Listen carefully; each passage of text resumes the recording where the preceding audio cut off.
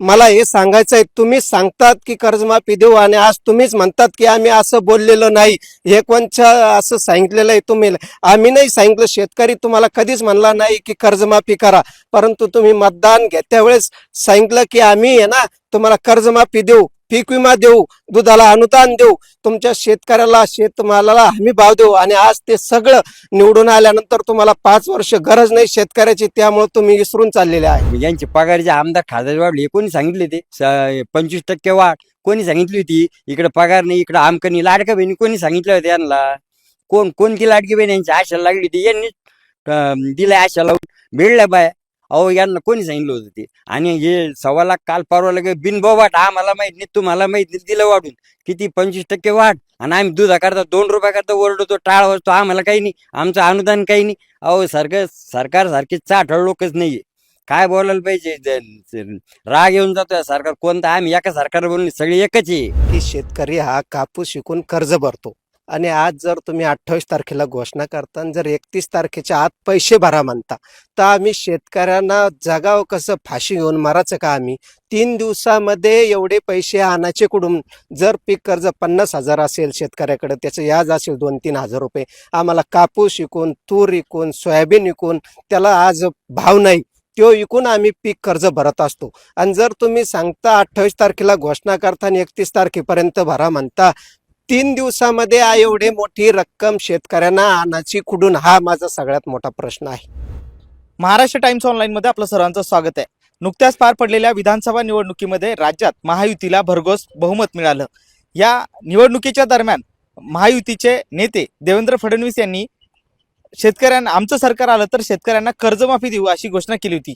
आणि याच निवडणुकीमध्ये लाडकी बहीण योजना आणि कर्जमाफी या दोन गोष्टी गेम चेंजर ठरल्या होत्या. विधानसभा निवडणुकीमध्ये महायुतीचं जेव्हा प्रचार सुरू होता त्या दरम्यानच्या काळामध्ये महायुतीचे नेते देवेंद्र फडणवीस यांनी एक घोषणा केली होती, जर आमचं सरकार राज्यात आलं तर त्या सरकारच्या माध्यमातून आम्ही राज्यातल्या शेतकऱ्यांची कर्जमाफी करू अशी घोषणा केली होती. आणि त्यानंतर राज्यात सरकार आले. आता सरकार येऊन काही महिने उलटलेत, मात्र अद्यापही कर्जमाफी झाली नाही. शेतकरी कर्जमाफीची आस लावून होते. मात्र आता नुकतंच अजित पवार, उपमुख्यमंत्री अजित पवार यांनी एक घोषणा केली आहे. त्यामध्ये ते म्हणतात की राज्यातली परिस्थिती आता तशी राहिली नाही, त्यामुळे जे शेतकरी कर्जमाफीची अपेक्षा लावून बसले, आता त्यांनी अपेक्षा सोडून द्यावी आणि आता कर्ज स्वतः भरावं अशी घोषणा केली आहे. या घोषणेनंतर राज्यामध्ये वेगवेगळ्या प्रतिक्रिया उमटताना पाहायला मिळतं. विरोधकांनी यावरती सडकून टीका केली आहे आणि शेतकऱ्यांमध्ये देखील या संदर्भात रोष असल्याचं आपल्याला पाहायला मिळतंय. आणि या संदर्भात जे काही वेगवेगळ्या प्रतिक्रिया उमटत आहेत त्याच्या संदर्भात आपण काही शेतकऱ्यांची बातचीत करणार. आपण छत्रपती संभाजीनगर जिल्ह्यातील काही शेतकऱ्यांच्या भेटीसाठी आलोय. त्या ठिकाणी त्यांच्या जे काही मागण्या आहेत, काही नेमके त्यांच्या समस्या आहेत हे जाणून घेण्याचा प्रयत्न करणार आहेत. मला एक सांगा की उपमुख्यमंत्री अजित पवार आता म्हणतात की राज्याची अशी परिस्थिती नाही की आता शेतकऱ्यांचं कर्ज माफ होईल, त्यामुळे आता शेतकऱ्यांनी आता स्वतःचं कर्ज भरायला सुरुवात केली पाहिजे.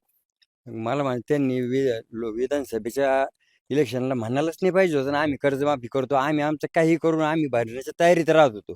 व्याज आम्ही ते कर्ज भरत होतो. यांनीच सांगितलं आम्हाला का आम्ही व्याज माफ करणार आहे. मग मी म्हणतो माय मारावं पण आशा मरू नये अशी एक म्हण आहे.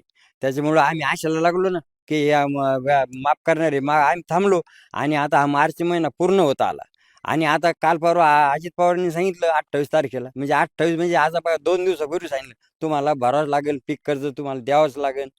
आता आम्ही आयत्या वेळेला कुठून पैसे आणायचे आणि कुठून भरायचे? ही जर शेतकरी आत्महत्या केली ना, याला सरकार जबाबदारी साहेब. सगळे हे चाटा मारते, काही काही सांगायचं. आता त्यांनी आत्ता काल परवा पवार साहेबांनी तेही सांगितलं काय की आम्ही दुधाचं त्यांना हे देतोय ते अनुदान. आता अनुदान दिलंय असं म्हटले ते काल. अहो अनुदान सप्टेंबर पासून बंद आहे, म्हणजे बघा आज किती महिने झाले? आज 6 महिने झाले. मग असे चाटा मारता कशाला? कशाला असं बोलता हो तुम्ही? तुम्हीच सत्य, तुम्हीच बोलायचं आणि तुम्हीच आम्हाला नडायला, तुम्हीच आमचे कारणीभूत तुम्हीच आहे. आज जो बी शेतकरी नडला जातोय ना, हा याला कारणीभूत पुरे सरकारच आहे. आणि सरकार कोणतंही नाही, हे सगळे सरकार, हे कोणतं घ्या सरकार तेच आहे, माणसं तेच आहे. आणि काय कोणत्या सरकारला नाव ठेवायचं नाही, पण हे सगळे माणसं तेच आहे आणि कोणते सरकार शेतकऱ्याच्या विरोधातच आहे. त्याच्यामुळं आम्ही सरकारवर अजिबात खुश नाही आहे आणि सरकार शेतकऱ्याच्या धार्जिने नाही. तुम्ही म्हणताय शेतकऱ्यांच्या धार्जिन सरकार नाहीये. हम्म. मात्र नुकताच अर्थसंकल्प सादर झाला राज्याचा आणि त्याच्यामध्ये जे काही सगळ्या अडचणी होत्या त्या सगळ्या अजित पवारांनी समोर आणल्यात, की आता पूर्वी जी परिस्थिती होती तशी परिस्थिती राहिली नाही. कारण की अनेक अडचणी ज्यामध्ये लाडकी बहीण योजना असू द्यात किंवा सरकारी कर्मचाऱ्यांच्या पेन्शन असू द्यात, पगारी असू द्यात आणि असं मूलभूत सुविधांसाठी लागणारा खर्च यामुळे आता बरोबर आहे ते बोलले, त्यांनी अडचणी दाखवल्या, आम्ही ऐकल्या. ठीक आहे, यांना हे यांची पगाराचे आमदार खासदार वाढले, हे कोणी सांगितले ते 25% वाढ कोणी सांगितली होती? इकडे पगार नाही, इकडे आमकं नाही. लाडक्या बहिणी कोणी सांगितलं होतं यांना? कोणती लाडकी बहीण यांची आशा लागली होती? यांनी दिल्या आशा लावून मिळल्या बाया. अहो, यांना कोणी सांगितलं होतं ते? आणि हे 1.25 लाख काल परवा लगे बिनबोबाट, आम्हाला माहित नाही, तुम्हाला माहित नाही, दिलं वाढून. किती 25% वाढ. आणि आम्ही दुधाकरता 2 रुपयाकरता ओरडतो, टाळ वाजतो, आम्हाला काही नाही, आमचं अनुदान काही नाही. अहो, सरकार सारखी चाठळ लोकच नाहीये. काय बोलायला पाहिजे? राग येऊन जातोय सरकार कोणतं. आम्ही एका सरकार बोलले, सगळे एकच आहे. हे सगळं सरकार एकच आहे, यात वेगळं कोणतंच नाहीये. हे सरकारच बरोबर नाही. नक्कीच सरकार शेतकऱ्यांच्या धार्जिन नाही आणि शेतकऱ्यांचे प्रश्न सोडवण्यासाठी सरकार काही पुढे येत नाही असं त्यांचं म्हणणं आहे. मला सांगा अजित पवार म्हणतात की राज्यातली परिस्थिती आता पूर्वीसारखी राहिली नाहीये आणि त्यामुळे जी काही कर्जमाफीची आस लावून बसलेले शेतकरी आहेत त्यांनी आता कर्जमाफीची अपेक्षा सोडून द्यावी आणि आता कर्ज भरायला सुरुवात करावी. बरोबर आहे. कारण की अजित पवार म्हणतात पूर्वीसारखं राहिलं नाही. कारण की 20 वर्षापूर्वी जर बघितलं असेल तुम्ही तर सोयाबीनचे ₹4,000 क्विंटल होती आणि आज सुद्धा शेतकऱ्याला ₹4,000 क्विंटलनंच सोयाबीन मिळते. आज जर बघितलं तुम्ही कापसाचे भाव एकेकाळी ₹10,000-15,000 क्विंटलनं विकणारा कापूस आज जर बघितला तुम्ही तर ₹5,000-6,000 क्विंटल भाव विकतो. कारण की शेतकऱ्याला बरोबर आहे. कारण की शेतकऱ्याच्या मालाचा भाव वाढलेलाच नाही. परंतु सरकारी अधिकारी असेल, सरकारी नोकर असेल, आमदार असेल, खासदार असेल, यांचे तुम्ही बघा ना, ₹5 आज ते 50,000, ₹5,00,000 गेले. परंतु शेतकऱ्याच्या मालाला आज सुद्धा हमी भाव मिळत नाही. बरोबर बोलतात ते. कारण की शेतकरी तसाच मरला पाहिजे आणि हे जगले पाहिजे. या सरकारला कोणी सांगितलं होतं, की तुम्ही जाहीरनाम्यामध्ये त्यांनीच आम्हाला आश्वासन दिलं, की आमचं सरकार आल्यानंतर सरसकट कर्जमाफी करू आणि आज तुम्ही तो शब्द बदलतायत. आम्हाला हे विचारायचं आहे सरकारला, क्या हुआ तेरा वादा सरकार? खोटं बोल पण रेटून बोल हे सरकार आहे आणि या सरकारचा मी एक शेतकरी म्हणून जाहीर निषेध करतो. आम्हाला आश्वासन नको, आश्वासनाची पूर्तता करा. आम्हाला लाडकी बहीण नको, आमच्या शेतमालाला भाव द्या. आम्हाला तुमचं दुधाचं अनुदान नको, दुधाला ₹50 भाव द्या. आणि आज जर तुम्ही 20 मार्चचा एक उदाहरण देतो मी तुम्हाला. सरकारने GR पास केला आणि पीक विम्यामध्ये अनेक जाचक अटी घातलेल्या आहे. तुम्ही ते सुद्धा बघा. पीक विमा इथून पुढं सरकारला बंद करायचा आहे. फक्त सरकारला लाडकी बहीण योजना चालू ठेवायची आहे आणि शेतकऱ्याला मारायचं आहे. तुम्ही म्हणताय की निवडणुकीच्या दरम्यान सत्ताधाऱ्यांनी तुम्हाला आश्वासन दिलं होतं. मात्र अजित पवार त्या कालच्या भाषणात म्हणतायत की असं कुठं मी तुम्हाला बोललेलं दाखवा की मी कर्ज माफी करेल अशी घोषणा केली आहे. अहो अजित दादा, तुमचे देवेंद्र फडणवीस, तुम्ही आणि एकनाथ शिंदे सरकार, तुम्ही तिघं मिळून सरकार चालवतायत आणि आज राज्याचे मुख्यमंत्री श्रीमान देवेंद्र फडणवीस आहे. त्यांचा जाहीरनामा बघा तुम्ही. आज त्यांनी जाहीरनाम्यामध्ये स्पष्ट सांगितलेले आहे की सरकार आल्यानंतर आम्ही तुम्हाला सरसगट कर्जमाफी देऊ. आणि एकवानाचं सरकार आहे, 3 तिघाडां काम बिघाडा आहे सरकार आहे. कारण की खोटं बोल पण रेटून बोल. कारण की अजित दादा कधीच खरं बोलत नाही. एक बोलतात एक वागतात असं अजित दादा आहे. कारण की मला हे सांगायचं आहे, तुम्ही सांगतात की कर्जमाफी देऊ आणि आज तुम्हीच म्हणतात की आम्ही असं बोललेलो नाही. हे कोणच्या असं सांगितलेलं आहे तुम्ही? आम्ही नाही सांगितलं. शेतकरी तुम्हाला कधीच म्हणला नाही की कर्जमाफी करा. परंतु तुम्ही मतदान घेत्या वेळेस सांगितलं की आम्ही आहे ना तुम्हाला कर्जमाफी देऊ, पीक विमा देऊ, दुधाला अनुदान देऊ, तुमच्या शेतकऱ्याला शेतमालाला हमी भाव देऊ. आणि आज ते सगळं निवडून आल्यानंतर तुम्हाला 5 वर्ष गरज नाही शेतकऱ्याची, त्यामुळे तुम्ही विसरून चाललेले आहे. नक्कीच 5 वर्ष आता शेतकऱ्यांची गरज नाही म्हणून ते विसरून चालले असं म्हणतायत. तुम्ही शेती करता, तुम्हाला किती एकर शेती आणि काही कर्ज वगैरे काढलंय का? 2 एकर शेती आहे आणि कर्ज 42,900 काढलं होतं. ते 45,700 भरलं. आजच पेड केलं कारण धाक्यामुळं अजितदादांनी सांगितलं की भरल्याशिवाय पर्याय नाही. माझा उसने पासने करून इकून तिकून हातपाय पडून लोकांकडून ते पैसे ॲडजस्ट केले आज आणि आज पेड केले. तिथं परिस्थिती खूप बेकार आहे. मुली पोराचं शिक्षण हे अवघड होऊन बसलेलं आहे. शिक्षणासाठी पैसा लागतो, घर खर्चासाठी सुद्धा पैसा लागतो. इकडून एवढं पेड होणार आहे. 2 एकरमध्ये काय होतं?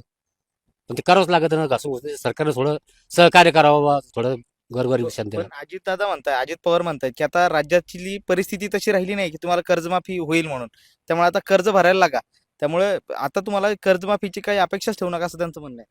नाही नाही, ठीक आहे, पण ते पहिलं म्हणले ना, त्याच्यामुळे मग आम्ही अपेक्षा ठेवणारच नव्हतो. तुम्ही म्हणल्यानंतर तर माणूस अपेक्षा ठेवतच ना. पण अजित पवार म्हणतात मी कुठं बोललो असं दाखवा.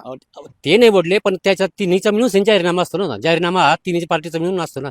वैयक्तिक एक पक्षाचा नाही माणूस बोलू शकत ना. आज थोडी एकनं साहेब बोलले म्हणजे ते त्याचं पक्षाचं नाही. जाहीरनामा हा युतीचा असतो, त्याच्या तिघाचा मिळून असतो जाहीरनामा. जाहीरनाम्यामध्ये सांगितलं होतं ना, त्याच्यामुळं आमची अपेक्षा तीच होती. पण लाडकी बहीण योजनेमुळे आता सरकारवर मोठा भार पडलाय, त्यामुळे आता आता परिस्थिती नाहीये. मला एक सांगा, लाडकी बहीण त्याने आता किती महिला कमी केलेल्या आहे? कमीत कमी 35-40% महिला कमी केलेल्या आहेत. आणि इथून पुढे आणखी कमी, म्हणजे राहिलंच का लाडकी बहिणीचं?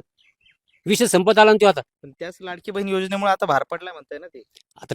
नाही, भारत त्याच्यामुळे नाही पडलाय म्हणतात. त्याच्या अंतर्गत काही याच्यामुळे त्याचं तसं म्हणताच येत नाही ना, त्या लाडकी बहिणीमुळे. मग आता तुमची काय मागणी? मागणी काय आमची? आवाज शेतकऱ्याला फक्त शेतीला मालाला भाव द्या, दुधाला भाव द्या. मागचं तुमचं जे अनुदान आहे, ते अनुदान जे विखे पाटलांनी 5 रुपये केलं आणि 2 म्हणजे 7 रुपये टोटल केलं, ते 5च मिळतंय. 7 व्हायला तयारच नाही अजून बी. वर्ष होऊन गेलं त्या गोष्टीला, त्यात बी वाढ करावं. नक्कीच. पिकाला हमी भाव द्या अशी त्यांची मागणी, आणि दुधाला देखील भाव दिला पाहिजे. आणखी काही शेतकरी आपण त्यांच्याशी बातचीत करणार आहे. अजित पवारांचं जे वक्तव्य आहे, तुम्ही ते ऐकलं का? तुम्ही ऐकलं ना ते कर्जमाफी. काय आता ते म्हणतात की आता जी काही परिस्थिती, राज्यातली परिस्थिती बिकट झाली, त्यामुळे आता कर्जमाफी मिळणं आता शक्य नाही. तुम्हाला कर्जमाफी द्यायचीच नाही तर मग तुम्ही म्हणणार आर्थिक परिस्थिती बिकट झाली सरकारची. शेतकऱ्यासाठीच झालेली आहे. इतर गोष्टीसाठी झालेली आहे का? सांगा तुम्ही मला. आज शेतकऱ्याची काय हाल चालू आहे? कापसाला काय भाव होता? आज याला तुरीला काय भाव आहे? डाळ 200 रुपये किलो आणि तूर चालली 600 रुपये किलो क्विंटल. म्हणजे शेतकऱ्यांना जायचं कुठं? एक काम करा, कर्जमाफी नको, आम्हाला काही नको. फक्त हमी भाव जो मला दिलेला घोषणा केली तेवढंच शेतकऱ्याला द्या. त्यातून आम्ही आनंदात जाऊ. आज ह्यावेळेस, मागच्या वेळेस, ह्यावेळेस आडगावला पाऊसच नाही. तुम्ही बघता कशी विरान झालेली शेती. मग या शेतकऱ्यांना जायचं कुठं? आता तुम्ही म्हणता 2-3 दिवसात पैसे भरून टाका. शेतकऱ्यापाशी पैसे नाही. तो शेवटला काय करून बनबन करीन, कुठतरी जाऊन झाडाखाली पडून राहील. लेकरं बाळ त्याच्या उन्हात पडते. सरकार येईल 2 मिनिटं, 2 मिनिटं स्थळना जेल करते आणि पंचनामा करा म्हणते, नंतर पैसे पाठवून देऊ. वो एक बात है, ये उसकी एक बात बोलतो मैं. थोरू में एक धड़ा है. बीमार रहती है बच्ची, और गरीब रहती, झोपड़ी में रहती, 2 मियाँ भी रहती, और वो बच्चा बीमार रहता है. तो बीमार इतना रहता है कि उसको मरने के दवाखाने में ले आने की ताकत नहीं है, पैसे भी नहीं है. फिर नेते आते, चलो भाई कुछ तो भी अब करेंगे. लाए झोपड़पट्टी में, अपने पैसा लाए, कपड़े लाए, थोड़ा खाने को लाए, और वो घर में जाते और देते तो बच्चे मरे हुआ है. तो उसका शोहर क्या बोलता है, मर्द क्या बोलता है, रोरी काय को बोले, अरे खाना नहीं मिला तो क्या हुआ, कब दवा नहीं मिले तो क्या हुआ, कम से कम का 15 से मिले. वैसे खेती वाले का हाल हो गए. क्यों कब जाता? अभी 3 दिन में पैसे कौन भरेगा? 3 दिन बैंक में बंद है. अब पैसे कहाँ चलेंगे? आज 60,000 70,000 रुपये जो लोन है कहाँ से देंगे? एक दिन तो नहीं मिल सकता ना. आज 70 रुपये नहीं मिल सकते. आज बताओ, बच्चे के स्कूल का खर्चा, महंगाई, 160 वो बोल रुपये रहे हैं तेल कि हो. लाड़की बहन योजना और ये सारे देखो, योजनाओं की लाड़की वजह बहन योजना तुमने चालू करे, पब्लिक नहीं मांगी थी. अच्छा करे, बहुत अच्छा करे, तुमने चालू करे, हम उसके बारे में खिलाफ नहीं. कम से कम खेती वालों क्यों मार रहे? फिर आज तेल का क्या भाव है? मीठा तेल का, खाने का तेल 160-180 रुपये हो गए. शक्कर 42 हो गए. दाल कितने भाव बढ़ गए, और हमारे माल को कोई भाव नहीं है. कौन पूछ रहा है हमको? खेती वाले अधिवेशन होगा, कुछ नहीं, टाले बाजे, हम घर को बैठे, वो उनके प्लेन से निकल गए. ये हालत हो गई. खेती वाले ने करना क्या? और दूसरा कुछ चारा नहीं. जब उसका दिमाग सर जाएगा तो कहीं लटक जाएगा, उसके भी बच्चे खुले गिर जाएंगे, और कुछ नहीं मिलने का. सरकार ने एक करना, कुछ योजना नहीं वाला, कर्ज माफी भी नहीं वाला. सिर्फ हमारे माल को भाव दो, हम उसमें जिएंगे सुकून से, और थोड़ा कुछ पानी के लिए इंतजाम करो. आज बोर 300 फुट का बोर है, वो देखो सामने बोर है, पानी का पता नहीं उसको. बारिश है नहीं ना, तुमको कोई सीजन करो ना, कुछ ना किधर से पानी लाओ ना, और खेती वाले को जरा डेवलप करो तुम. अनिश्चित घोषणा करते रहेंगे, कर्ज माफी है, लाड़की बहनी है, बोलते जाएंगे. अच्छा है भाई, तुम जो बोल रहे करो, हम वो नहीं बोल रहे. कम से कम खेती वाले को सोचो, इनके माल को कुछ भी 2 पैसे मिलना, खेती वाले सुकून से जीना, ये हमारी उम्मीद है. इससे और कुछ ज्यादा बोल नहीं सकते हम. नक्कीच शेतकऱ्यांना माफीची भीक नको आहे. त्यांना फक्त त्यांच्या मालाला भाव पाहिजे, आणि जी काही पाण्याची जी काही व्यवस्था आहे ती केली पाहिजे अशी त्यांचं म्हणणं आहे. तर आणखी एक शेतकरी आपल्यासोबत. सरकारने ही जी काही कर्जमाफी न करण्याची मागणी आता घोषणा केली, तर त्याच्यानंतर तुमचं काय सांगणं आहे सरकारला?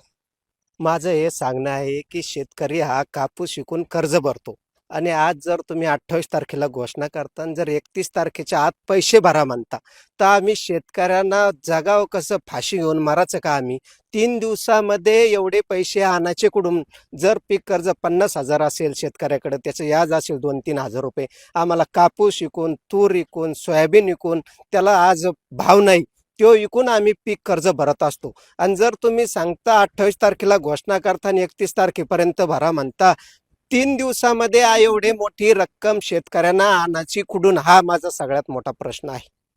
नक्कीच. तर हे होते सगळे शेतकरी, की यांचं म्हणणं असंच आहे, की जे काही शेतकऱ्याने पिकवलेला माल आहे त्या मालाला भाव मिळाला पाहिजे आणि त्याचबरोबर आता जी काही कर्जमाफी करण्याची जे काही आश्वासन अगोदर दिलं होतं ते 3 दिवसावर आल्यानंतर कर्ज भरावं लागेल असं सांगत असताना शेतकऱ्यांनी पैसा आणायचा कुठून असा सवाल शेतकऱ्यांनी उपस्थित केलाय.